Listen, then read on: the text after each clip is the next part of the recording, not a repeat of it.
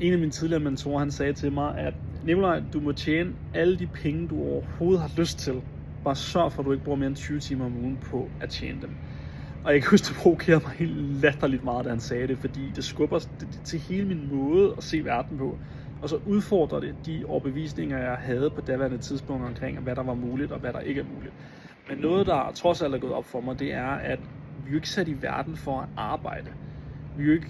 Jeg pralede i en lang periode med, at nu har jeg været på kontoret i 12 timer og i 13 timer, og jeg havde en time transport hver vej, og det delte jeg flittigt og stolt på story, at nu havde jeg endnu en 12 timers arbejdsdag.